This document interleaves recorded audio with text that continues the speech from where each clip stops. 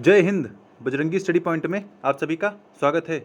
साथियों, UP triple SC forest guard का document verification letter आ चुका है, यानी जिसे आप एडमिट कार्ड भी बोल सकते हैं, यानी एडमिट कार्ड या डॉक्यूमेंट वेरिफिकेशन लेटर आ चुका है। और आयोग ने डीवी का शेड्यूल भी जारी कर दिया है अपनी वेबसाइट पे, जिसके ऊपर मैं वीडियो बना चुका हूँ। जिसने वो वीडियो ना देखा हो कि कितने दिन डीवी चलेगी, एक दिन में कितने को बुलाया जाए, तो वो हमारा वीडियो देख सकता है। और इस वीडियो में हम लोग बात करें कि डॉक्यूमेंट वेरिफिकेशन के साथ 4 प्रपत्र आयोग ने दिए हैं, जिनके बारे में मैं बात करने वाला हूं। और उन्हें स्टेप बाय स्टेप मैं आपके सामने भरने वाला हूं कि उसमें क्या क्या भरना है और हमें गलती बिल्कुल नहीं करनी है, क्योंकि भाई डॉक्यूमेंट वेरिफिकेशन का मामला है। अगर कुछ भी गलत हो जाता है तो इसके जिम्मेदार स्वयं हम लोग होंगे। तो इसलिए वीडियो थोड़ा लंबा हो सकता है, क्योंकि इसमें चारों प्रपत्र के बारे में बताया जाएगा कैसे भरना है। तो आप लोग वीडियो से बने रहें और अंत तक देखें। तो चलिए स्टार्ट करते हैं अपने वीडियो को। देखिए, ये है डॉक्यूमेंट वेरिफिकेशन का लेटर। कुछ इस तरह का आपका भी आया होगा। यहाँ आपका नाम होगा और यहाँ आपका यानी पापा का नाम होगा। और फिर यहाँ ये जो एग्ज़ाम है 5 एग्ज़ाम 2019, यहाँ ये आपकी डेट है, जैसे 16/7/2024 16 को है। और यहाँ पर टाइम दिया गया है जैसे 1:30 बजे। तो आपका भी यहाँ पर सब मेंशन होगा। और इस वेरिफिकेशन लेटर के साथ साथ ये एक DAF यानी डैफ दिया गया है, इसको भी आपको डाउनलोड करना है। अटेस्टेशन फॉर्म भी डाउनलोड करना है, इंडेक्स कार्ड भी डाउनलोड करना है, और डिटेल्स ऑफ मार्क्स फॉर्म भी, ये सभी आपको डाउनलोड करना है। और अगर आपने ये सारी चारों चीज़ ना डाउनलोड की हो तो उसी वेबसाइट से जहां आपने ये डीवी का लेटर डाउनलोड किया है, वहीं से आप इसे डाउनलोड कर सकते हैं। इसमें देखिए, यहाँ पे लिखा है नंबर 4 पे कि आपका अभिलेख परीक्षण औपबंधिक रूप से स्वीकृत हुआ है, यानी जिन जिन के पे ये लिखा होगा वो डीवी कराने के लिए एलिजिबल हैं। तो चलिए बात करते हैं अब अपने उन चारों प्रपत्र की। ये देखिए, प्रपत्र 1 लिखा है यहाँ पर। देखिए, आपको पासपोर्ट साइज फोटो निकलवा लेनी है, कम से कम 8 फोटो आप निकलवा लीजिएगा, क्योंकि हो सकता है कब कहाँ जरूरत पड़ जाए। और एक ग्लू, जिसे चिपकाने वाला बोलते हैं, वो भी आप साथ रख लीजिएगा। और ये सभी आपको खुद से ही भरना, चाहे आप यहाँ भरिए चाहे आप वहाँ जब डीवी होगी तब भरिएगा। देखिए, अगर आपको कुछ क्लियर नहीं होता है तो आप वहाँ जब डीवी कराने जाएंगे तब वहाँ कंफर्म करके भरिएगा, लेकिन गलती कोई नहीं करनी है। जैसे कुछ लोग कहेंगे मुझे ये नहीं पता है, मुझे वो नहीं पता, तो ठीक है, जब आप आयोग जाएंगे डीवी करवाने तो भाई सबके साथ यही हो रहा होगा, तो कुछ ना कुछ सोल्यूशन निकलेगा। तो ये प्रपत्र 1 है। जैसे यहाँ पर लिखा है किस पद या सेवा जिसके लिए अभ्यर्थी आवेदन कर रहे हैं, तो यहाँ पर वन रक्षक और वन्यजीव रक्षक हो जाएगा। फिर सेकंड में है अभ्यर्थी का नाम हिंदी में, तो हिंदी में अपना नाम, अंग्रेजी में बड़े अक्षरों में यानी कैपिटल लेटर्स में, तो अपना नाम ऊपर हिंदी में नीचे अंग्रेजी में। फिर नेक्स्ट है अभ्यर्थी के पत्र व्यवहार का पता, यानी जो भी एड्रेस होगा वो आपको यहाँ पर भरना है। फिर यहाँ पर ग्राम, नगर या जिला, यानी आपको गांव लिखना है, नगर लिखना है, और जिला और राज्य। राज्य तो उत्तर प्रदेश है ही। बाकी 5वें पे है आपकी DOB, डेट ऑफ बर्थ। पहले अंकों में है, उसके बाद शब्दों में है। ये देखिए, ऊपर अंकों में फिर नीचे शब्दों में।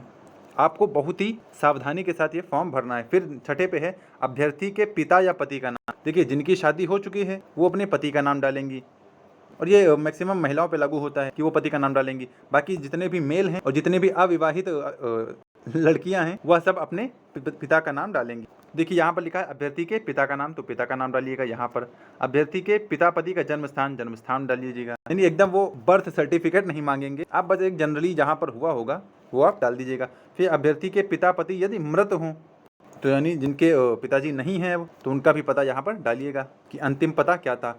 कि क्या पिता पति ने कभी राष्ट्रीयता बदली है, तो मुझे तो नहीं लगता कभी किसी ने बदली होगी। तो यहाँ पर नॉट एप्लीकेबल या नो कर दीजिएगा बस, कि NA अधिकतर लिखा जाता है, तो आप यहाँ पर NA कर दीजिएगा। फिर नेक्स्ट 7वें में है कि क्या अभ्यर्थी तथा अभ्यर्थी के पिता पति अथवा अधिवासी भारतीय नागरिक हैं, यानी क्या जन्म से ही वो लोग यहाँ पैदा हुए हैं। अगर हाँ हैं तो नॉट एप्लीकेबल होगा, अगर नहीं है तो जब से आए हैं वो सब आपको भरना पड़ेगा। और ये मुझे नहीं लगता कि कहीं से कोई आया हो, लोग पहले से ही यहीं के मूल निवासी हैं। फिर नेक्स्ट है कि क्या अभ्यर्थी 8वें में है, क्या अभ्यर्थी किसी विज्ञापन में उल्लिखित किसी प्रकार का आरक्षण चाहते, यानी अगर रिजर्वेशन चाहते हैं तो आप यहाँ पर हाँ या नहीं लिखिएगा, कि अगर OBC से हैं, SC से हैं, SC से हैं, ST से हैं। फिर वर्ग या जाति, फिर उपजाति, यानी जैसे यादव हैं तो आपको उपजाति में अहिर लिखना होगा, और वर्मा है तो उपजाति में आपको कुर्मी लिखना पड़ेगा। फिर उसी का 8वें का खा है कि अगर आपको एज में रिलैक्सेशन चाहिए तो आपको उसका भी सर्टिफिकेट लगाना है, और अगर नहीं चाहिए तब तो कोई बात नहीं। तो ये प्रपत्र 1 का पेज 1 है। अब आगे हम लोग बढ़ते हैं पेज दूसरे में। ये अच्छा, ये तो वही है। फिर नेक्स्ट है ये 8 के बाद देखिए 9वां है, क्या आप अभ्यर्थी विवाहित है, तो देखिए विवाहित है तो हाँ, और विवाहित नहीं है तो नहीं। फिर नेक्स्ट, क्या अभ्यर्थी 1 से अधिक जीवित पत्नियां हैं, यानी क्या किसी ने 1 से अधिक शादियां की हैं, तो अगर हाँ भाई किसी ने किया होगा तो बता दीजिएगा, अगर नहीं किया होगा तो नहीं पे टिक करिएगा। फिर 10वें में है शैक्षिक आपका विवरण जो भी है। जैसे इसमें हाई स्कूल सबसे पहला, तो हाई स्कूल में विषय जो भी विषय हों, जैसे हिंदी है, इंग्लिश है, और मैथ है, साइंस है, सोशल साइंस, तो आपको यहाँ पर सभी सब्जेक्ट डालने हैं और आप किस कैटेगरी में पास हुए हैं, किस श्रेणी में, किस ग्रेड में, तो आपको लगभग यहाँ पर सबका फर्स्ट डिग्री या फर्स्ट डिवीज़न होगा।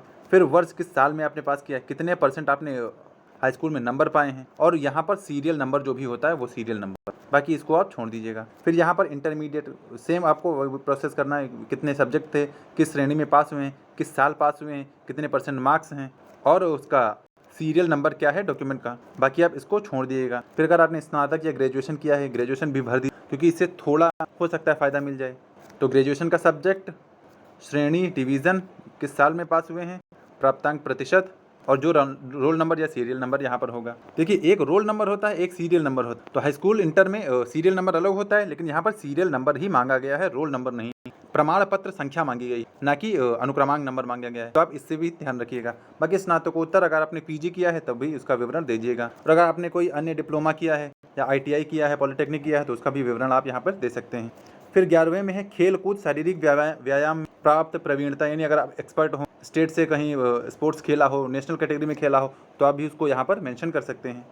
फिर 12वें में अगर आप कहीं पे नियुक्त हैं, कहीं पे अपॉइंट हैं, कहीं से पे आपका सिलेक्शन है, तो आप जिस पद पे सिलेक्ट हैं उस पद का नाम, कितना वेतनमान है, और सेवा योजकों का पूरा नाम। वैसे आप इसमें कोई होगा नहीं, क्योंकि अगर इसमें होगा तो यहाँ पर डॉक्यूमेंट वेरिफिकेशन कराने ही क्यों आएगा। तो वैसे यहाँ पर आप सब NA ही कर दीजिएगा, मुझे ऐसा लगता है, लेकिन अगर कोई हो भाई तो आप यहाँ पर कर सकते हैं। फिर नेक्स्ट है, इसके बाद है 5th पे 13वां नंबर है, अभ्यर्थी विज्ञप्ति अनिवार्य अथवा अधिमानी अर्हताओं से संबंधित। जो अनिवार्य है, अनिवार्य शायद इंटर तक था कि आपको 10+2 होना चाहिए, तो आपको प्रदत्त प्रमाण संख्या यानी हाई स्कूल का यहाँ पे भरना है, इंटर का यहाँ पे भरना है, और अगर आप ग्रेजुएशन का हो तो यहाँ पर ग्रेजुएशन का भर सकते हैं। बाकी देखिए, अगर आपको कहीं पे कुछ कंफ्यूजन हो रही है तो जरूरी नहीं कि आप उसको भरें, या फिर आप जो भी इन सब प्रपत्र हैं इन सब की 2-3 कॉपी निकलवा लीजिएगा, ताकि अगर कहीं पे कुछ गलत होता है तो आप उसको फिर से भर सकें। आपके पास ये ऑप्शन अवेलेबल होने चाहिए, तो हर पेज की लगभग 2-2 या 3-3 कॉपी निकलवा लीजिएगा, ताकि कोई दिक्कत ना हो। फिर 14 में है, क्या अभ्यर्थी ने टेरिटोरियल सेना में, यानी कहीं पे अगर आपने आर्मी में काम किया है, अगर हाँ तो हाँ और नहीं तो नहीं, तो यहाँ पर भरना है। फिर NCC सर्टिफिकेट, हाँ है तो हाँ, नहीं है तो नहीं। फिर क्या अभ्यर्थी ने फौजदारी न्यायालय या दीवानी मामले में क्या कहीं पे दंडित हुआ, यानी उसके ऊपर कभी कोई कोर्ट केस चला है, तो अगर हाँ है तो हाँ, अगर हाँ है तो कौन सा केस चला है, किस मामले में आपको घसीटा गया है, इसका आप विवरण दे सकते हैं। फिर दूसरा है, उसी में खा है कि अगर राज्य लोक सेवा आयोग से आपको डिबार किया गया है, बाहर किया गया है। फिर क्या आप कभी राजकीय सेवा से पदच्युत किया गया है, यानी किसी आप पोस्ट पर थे, आपको निकाल दिया गया है कि आपका आचरण गलत था या आपने मिसबिहेव किया है, तो अगर आपके साथ ऐसा हुआ तो उसका विवरण जरूर दें। फिर 16वें के लिए बहुत क्वेश्चन आ रहे हैं, जो आपने आवेदन किया था, यानी 2019 में जब आपने रजिस्ट्रेशन किया था उसका ट्रांजैक्शन ID मांगा। हालांकि अब तो किसी के पास होगा नहीं, क्योंकि 2019 का है, और अगर किसी के पास वो डिटेल्ड एप्लीकेशन फॉर्म जो होता है उसमें होगा, अगर वो है किसी के पास तो आपको ट्रांजैक्शन ID मिल जाएगी। लेकिन अगर नहीं है तो आपको इतना डरने की जरूरत नहीं, जब सब लोग वहाँ DV कराने जाएंगे तो आयोग ने कुछ ना कुछ तो बताया ही होगा भाई, क्योंकि सारी डिटेल तो उनके पास है ही, बस वो आपसे यहाँ लिखित में भरवा रहा। अगर आपके पास है तो ठीक है, नहीं है तो ठीक है, आप वहाँ जाके पता कर सकते हैं। तो बैंक का ट्रांजैक्शन ID, जो भी ट्रांजैक्शन ID है, धनराशि है 185 थी शायद, हाँ 185 थी, शब्दों में 185 लिख देना, और तिथि किस तारीख को जमा हुआ था, और बैंक का नाम किस बैंक से कटा था, और जनपद किस जनपद से आपने अप्लाई किया है। फिर 17वां में है, यदि अभ्यर्थी अपने चयन में के संबंध में आयोग का कोई विशेष अर्हता अनुभव देना चाहें, यानी अगर आपको कोई स्पेशल क्वालिफिकेशन हो तो उसका अलग से विवरण दें और उसे आवेदन पत्र के साथ नत्थी कर दें। नत्थी यानी इसके साथ चिपका दें, इसी के साथ रखें। तो अगर आपने कुछ स्पेशल किया है, कोई स्पेशल डिग्री आपके पास है, कोई स्पेशल स्किल है, तो आप इसका विवरण जरूर दें। फिर 16 में है, अभ्यर्थी द्वारा घोषणा, कि मैं यह घोषणा करती हूँ अपना नाम लिख के कि हाँ मैंने जो भी ऊपर लिखा है सब भी मेरे सामने ही हुआ है, सब मैंने अपने होशो हवास में भरा। अगर कुछ गलती होती तो आयोग उसमें कोई वो नहीं होता है, तो यही सब करना। फिर दिनांक भर देना, स्थान भर देना है, यहाँ पर अभ्यर्थी का हस्ताक्षर, पूरा नाम और पूरा पता। तो इस तरह पहला प्रपत्र कंप्लीट हो जाता है। अब दूसरे पे आते हैं, ये है, ये देखिए यहाँ पर लिखा है प्रपत्र 2, जिसमें ये अटेस्टेशन फॉर्म भरा है। यहाँ पे आपका रजिस्ट्रेशन नंबर आ जाएगा, ये आपका रोल नंबर आ जाएगा, और यहाँ पर आपका नेम मेंशन होगा, यहाँ पे आपकी ये DOB होगी, उसी के साथ आपको ये सब भरना है। यहाँ पर तो इन्होंने चेतावनी दे दी कि इस प्रपत्र में कोई गलत सूचना देना या किसी तथ्यपूर्ण को छिपाना, डिस्क्वालिफिकेशन करना, आपको उम्मीदवारी शासकीय रेखा से अनर्ह यानी बाहर किया जा सकता है। और यदि उम्मीदवार इस प्रपत्र को भरने या प्रस्तुत करने के बाद डिटेन, यानी इसको अगर पुलिस गिरफ्तार कर ले जाती है तो उसमें आयोग का कोई लेना देना नहीं होगा, और ऐसा न करने पर समझा जाएगा कि तथ्यपूर्ण सूचना छिपाई गई है। आयोग की जिम्मेदारी नहीं होगी, कुल मिला के बात यह है। फिर यहाँ पर पहला है, अभ्यर्थी का पूरा नाम, हाई स्कूल के प्रमाण पत्रों अनुसार। यहाँ पर लिखा है वैसे पिता का पूरा नाम आपको लिखना है, अगर उपनाम कोई है तो, जैसे बहुत से पापा को उनका उपनाम से बुलाया जाता है। फिर थर्ड में है माता का नाम, अगर माता का नाम कोई उपनाम के साथ हो, वैसे उपनाम होता नहीं किसी का, वो तो घर में बुलाने के लिए होता है। फिर चौथा है राष्ट्रीयता, यानी पिता की राष्ट्रीयता क्या है भाई, सबकी वैसे इंडियन ही है, भारतीय हैं, तो यहाँ पर पिता का नाम और माता का नाम और राष्ट्रीयता यहाँ पे लिख दीजिएगा। बाकी अगर पति पत्नी है किसी का तो वो भी लिख दीजिएगा जिसकी शादी हो चुकी है। फिर निम्नलिखित का जन्म स्थान, यानी इनका जन्म स्थान, यानी पति का जन्म स्थान या पत्नी का जन्म स्थान अगर शादी हो चुकी है तो। फिर पाँचवें में है स्थायी पता का निवास पूरा पता, ये जहाँ पर आप रह रहे हैं परमानेंट एड्रेस वो आपको लिखना है, अर्थात गाँव, थाना, जिला, सड़क, मार्ग, यानी जो भी आपके उसमें आता है आपको सब कुछ भरना है। और फिर यहाँ पर लिखा यदि मूलतः पाकिस्तान का निवासी हो, मुझे नहीं लगता यहाँ पर कोई पाकिस्तान का निवासी होगा, और अगर भाई कोई पाकिस्तान का निवासी हो और भारत में माइग्रेशन से आया हो तो जिस तारीख से आया भैया उसको आपको लिखना पड़ेगा। फिर छठे में है वर्तमान पत्र व्यवहार का पूरा पता, यानी अगर आपका कहीं टेम्परेरी एड्रेस हो जहाँ पर आप रह रहे हो और आप जो भी अगर डॉक्यूमेंट वेरिफिकेशन का लेटर चाहते हैं या ज्वाइनिंग लेटर चाहते हैं तो कहाँ पर आएगा, तो आप वो एड्रेस यहाँ पर डाल सकते हैं। फिर आयु तथा जन्म की तारीख, यानी कितने साल के हैं आप और आपकी डीओबी क्या है। यहाँ पर डीओबी तो आयोग ने लिख दी है, अब आपको आयु लिखनी है कितने साल के हैं। फिर नेक्स्ट है आठवें में शैक्षणिक योग्यताएं, यानी बार बार वही चीज़ दोहराई जा रही है कि स्कूल कॉलेज का नाम हाई स्कूल में, और फिर यहाँ पर इंटर लिख दीजिएगा, और प्रवेश का दिनांक किस साल में आपने एंट्री ली थी, फिर छोड़ने का दिनांक किस साल आपने छोड़ा, परीक्षा जो आपने पास की हो यहाँ पर आप 10th लिख दीजिएगा, फिर नीचे आप 12th लिख दीजिएगा। तो ये 8वां है, प्रपत्र 2 का 8वां है। फिर प्रपत्र 2 का 9वां यहाँ से शुरू हो रहा है। कार्यालय या फर्म, यदि कोई पूर्ण विवरण हो, यानी जहाँ पर आपने पहले काम किया है, तो जहाँ पर आपने काम किया जो पद रहा हो, पद का नाम, किस साल से किस साल तक काम किया है। कार्यालय, फर्म या संस्था का पूरा नाम, यदि अगर आपने कहीं महिंद्रा में काम किया है, टाटा में काम किया, तो उसका पिछली नौकरी छोड़ने का कारण, नौकरी आपने छोड़ी है, क्यों छोड़ी है। फिर 10वें में है क्या आप कभी न्यायालय द्वारा अपराध किए गए, गिरफ्तार, अभियोजित, प्रोसिक्यूटेड हुए हैं, डिटेन हुए हैं और बाउंड हुए हैं, आबद्ध हुए हैं, या आपके ऊपर कोई दोष सिद्ध हुआ है, आपने कहीं चोरी की हो, डकैती की हो, अगर आपने ऐसा कुछ किया तो उसको भी आप लिख दीजिए। अगर आप रस्टिकेट भी हुए हैं कहीं कॉलेज से या किसी यूनिवर्सिटी से तो आपको उसे मेंशन करना होगा, क्योंकि भाई आयोग को भी पता चले आपकी डिफॉल्टर हैं कि नहीं। तो खैर ऐसा कोई होगा नहीं, तो आप यहाँ पर सिर्फ नॉट अप्लीकेबल या इसको छोड़ दीजिएगा, या NA या नो लिख दीजिएगा, कोई दिक्कत नहीं आएगी। फिर खा में भी यही है, क्या इस प्रमाणीकृत पत्र को भरते समय आप किसी के खिलाफ न्यायालय, विश्वविद्यालय या किसी अन्य शिक्षा प्राधिकरण संस्था से कोई विचाराधीन है, यानी क्या आपके ऊपर कोई केस वेस चल तो नहीं रहा है, तो ये लिख दीजिएगा। वैसे नॉट अप्लीकेबल यहाँ भी होगा, मुझे ऐसा लगता है। फिर अभ्यर्थी द्वारा घोषणा कि आपको या घोषणा करते हैं कि आपका जो प्रपत्र 2 है इसमें जो भी आपने भरा है वो सब सही है, अभ्यर्थी का हस्ताक्षर, पूरा नाम और पूरा पता, दिनांक, स्थान।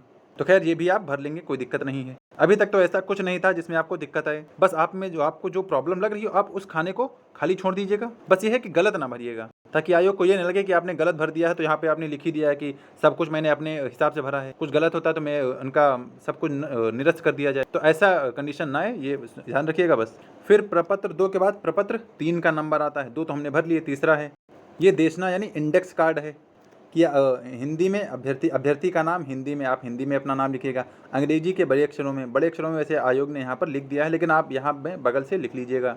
फिर पिता या पति का नाम, यानी बार बार वही चीज़ पूछा जा रहा, अगर विवाहित हैं तो, और जन्म तिथि अंकों में, जन्म तिथि शब्दों में, स्थायी पता, परमानेंट एड्रेस, पत्र व्यवहार का पता जहाँ आप रह रहे हों, सेवा या पद का नाम जिसके लिए आप आवेदन कर रहे हैं, वन रक्षक, वन्यजीव रक्षक, आप यहाँ पर लिख लीजिएगा। फिर ये थोड़ा इंपॉर्टेंट है कि आप अनुसूचित जाति यानी SC ST OBC या स्वतंत्रता संग्राम सेनानी के आश्रित, क्योंकि यहीं से आपको रिजर्वेशन मिलना है। तो अगर जिस जाति से आपको आरक्षण पाना है, तो जैसे यादव है, वैसे मैंने बताया था यादव है तो यहाँ पर यादव लिख दीजिएगा, उपजाति में आप अहीर लिख दीजिएगा, और SC या ST से हैं तो उसी हिसाब से आप लिख लीजिएगा। फिर शैक्षिक अथवा प्राविधिक योग्यताएं, यानी जो भी आपके पास योग्यताएं हैं, वो चाहे कोई डिप्लोमा हो या कोई ग्रेजुएशन हो, पोस्ट ग्रेजुएशन हो, आपका कोई स्किल वाला योग्यता हो तो आप इसे मेंशन कर सकते हैं। फिर परीक्षाएं जिनमें उत्तीर्ण हों, यानी आप यहाँ पर 10th लिख सकते हैं, 12th लिख सकते हैं, 12th लिख सकते हैं, ग्रेजुएशन लिख सकते हैं। फिर यहाँ पर सब्जेक्ट लिख सकते हैं जो परीक्षा के लिए हो, यहाँ 12th का, यहाँ ग्रेजुएशन का, और यहाँ 10th का, यहाँ 12th का, यहाँ ग्रेजुएशन का। उसी तरह यहाँ साल में भी वही करना है, बाकी श्रेणी ये सब आपको पता ही होगा, इसमें कुछ बताने की ज़रूरत नहीं। फिर विगत एवं वर्तमान नियुक्तियों का विवरण, यानी अगर आप कहीं पे काम कर रहे हो तो फिर से वहीं बताना है, तो अगर आप हैं तो यहाँ पर लिख दीजिएगा, नहीं है तो मत लिखिएगा। खैर प्रपत्र 3 में इतना ही है, ज़्यादा कुछ खास करना नहीं है, लेकिन बस ये है कि ये बार बार वही चीज़ भरवा रहे हैं, ताकि आप अगर बार बार वही चीज़ भर रहे हैं तो इसका मतलब एक ही चीज़ भर रहे हैं, तो इसका मतलब अगर कुछ गलती होती है तो आपने पूरा होशो हवास में गलती की है, इसीलिए 3-4 चीज़ें भरवाई जाती हैं। फिर चौथे प्रपत्र को देख ले, ये है हमारा चौथा और लास्ट प्रपत्र 4।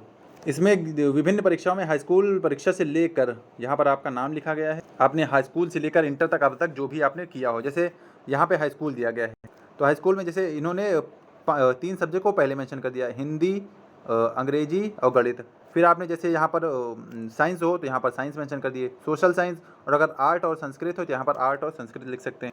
फिर यहाँ पर प्राप्तांक जितने नंबर पाए हो, यहाँ पूर्णांक जितने में से पाए हो।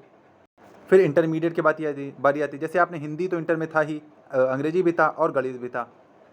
या जिसका बायो हो तो यहाँ पर नंबर 7 में बायो लिख सकता है, ये बायो। फिर नंबर 8 में यहाँ पर फिजिक्स लिख सकता है, फिर नंबर 9 में केमिस्ट्री लिख सकता है। यानी उसी के हिसाब से आप यहाँ पर इंटर में लिख दीजिएगा, और फिर उसी के हिसाब से प्राप्तांक और पूर्णांक।